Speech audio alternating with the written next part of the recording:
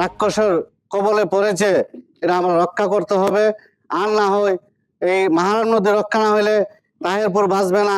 এই বালু, এই যে প্রাকৃতিক ভাবে ভরাট বালু রাতের আধারে বা দিনে বিক্রি করতেছে, আবারও কিন্তু ফসলি জমি হারাবো।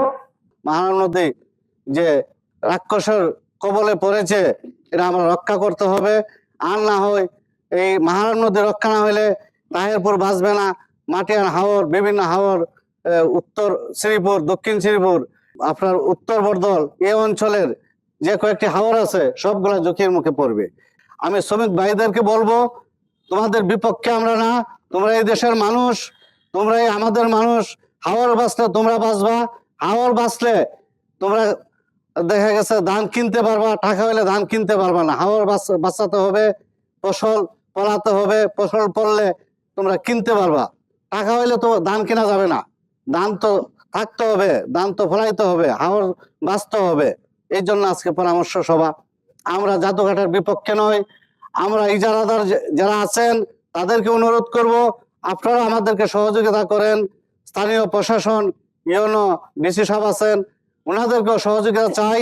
আমরা মহারাম নদী রক্ষা করার জন্য, সহযোগিতা করার জন্য স্থানীয় পুলিশ প্রশাসন, ওনাদেরকেও আমরা সহযোগিতা কামনা করি। টানা তৃতীয়বার অর্জন করেছে দেশের সেরা সুপার ব্র্যান্ড স্বীকৃতি বসুন্ধরা টিস্যু। একটি স্বার্থান্বেষী মহল তাদের নিজের স্বার্থ চরিতার্থ করার জন্য এই নদীর মুখকে বিলীন করে আবার এই তাহিরপুরের হাওরগুলোকে হুমকির মুখে ফেলে দেওয়ার অপচেষ্টা চালিয়ে যাচ্ছে।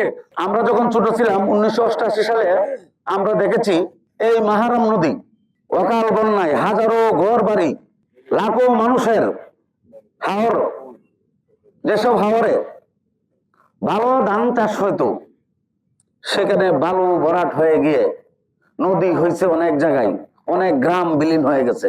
যাই হোক, বিগত প্রত্যেকটা আমলেই যে কোনো সরকারই আসুক, এই মহারাম নদীর বাঁধ নিয়ে সকল নেতাকর্মী কিন্তু চিন্তিত ছিল। তো প্রাকৃতিক ভাবে যেহেতু মহান আল্লাহ তাআলা এই আমাদের বর্ধল উত্তর বা তাহিরপুর বাসীর দিকে তাকিয়েছেন, প্রাকৃতিক ভাবে সেটা ভরাট হয়ে গেছে, সেজন্য মহান আল্লাহর কাছে অশেষ শুকরিয়া আদায় করছি।